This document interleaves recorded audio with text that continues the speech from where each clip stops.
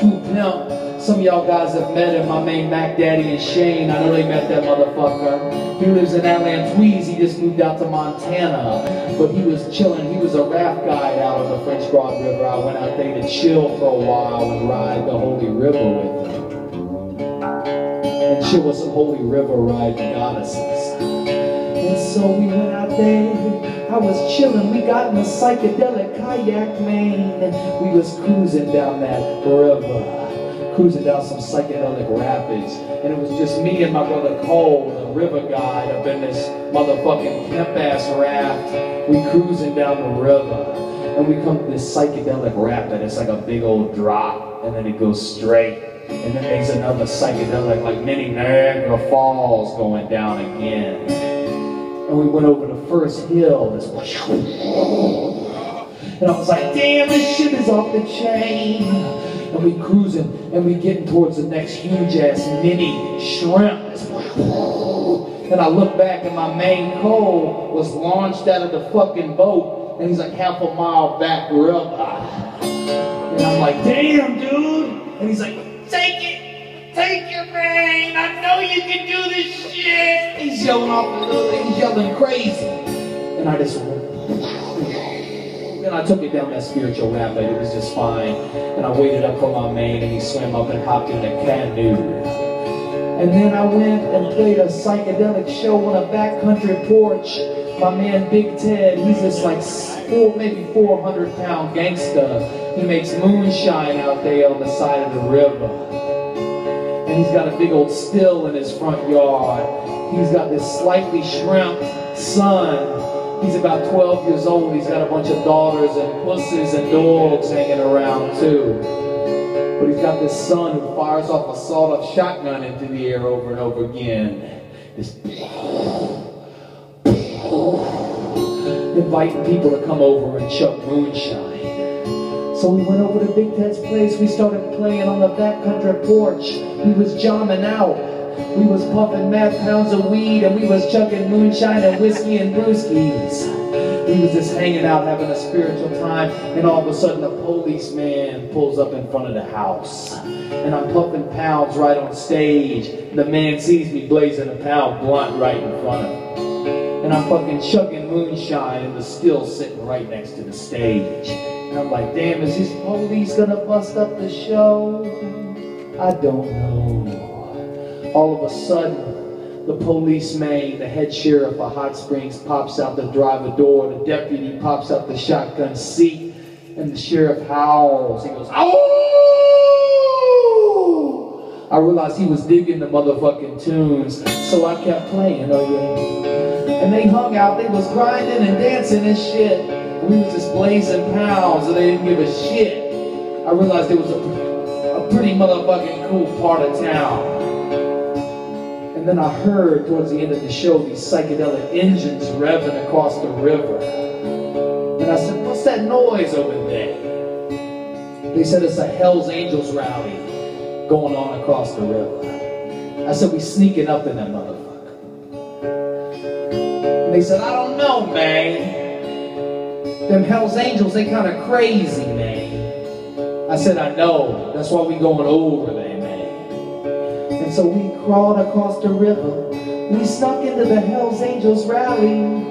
All of a sudden, these crazy storm clouds started flowing in. Lightning started striking. Rain started pouring down. I heard some psychedelic electric notes in the air. All of a sudden, I realized Artemis Pyle, the drummer of Lynyrd Skynyrd, and his band were playing at the Hells Angels rally. There was a huge motherfucking stage. And there was like 1,000 Hells Angels in this huge crowd, all popping mushrooms and pouring handles of whiskey all over their heads and stuff, and wilding the fuck out. There was like maybe 600 topless ladies, huge biker ladies and stuff, and they was all topless, wallering with each other, pouring whiskey down themselves and stuff like that, just chugging, popping shrooms and pumping pounds of weed, and everybody's flipping their motherfucking lids. And Artemis Pyle and his band is playing Sweet Home Alabama, the ballad of Curtis Lizzo. They playing all kinds of psychedelic hits, and we all flipping our lids, man. This shit was off the chain. This shit was straight off the motherfucking chain. The lightning is fucking striking above us. We all flipping our lids. Everybody's losing their mind. And all of a sudden, Artemis Pyle comes up to the microphone in the front of the stage. And he's like, what's the next song we gonna play? And the whole motherfucking audience just explodes. Freebird! And he says, what's the next song that we gonna play? Freebird! They erupted to a 30-minute version of Freebird. The rain is pouring down so hard, the lightning is striking. People are flipping their lids, and shrooms is popping, and whiskey's flowing, and the topless huge ladies are flipping out. Everybody's losing their mind, and everybody's crying. Tears are just streaming down everybody's face. It was the most spiritual thing, man. One of the most holy things I ever seen in my whole life, man. That's what this song's about. It's called That Holy Eternal Motherfucking Waterfall.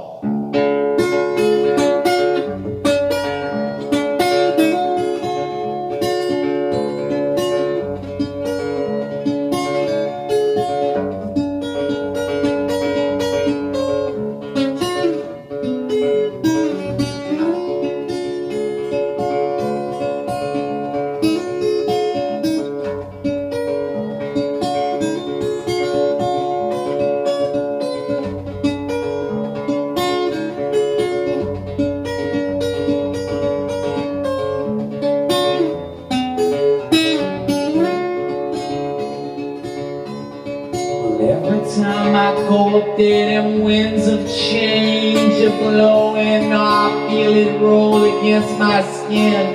It gets that soul flowing, flowing like that waterfall coming down the hill.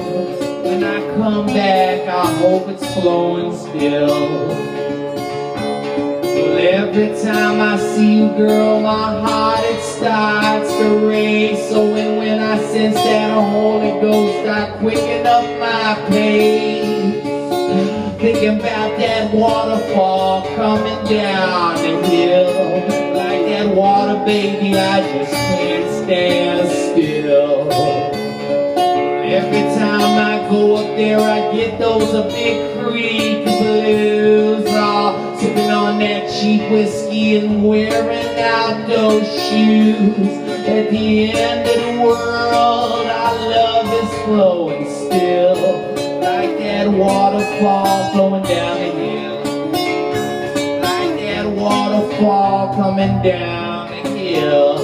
Like that waterfall rolling down that hill, yeah. Like that waterfall flowing down that hill.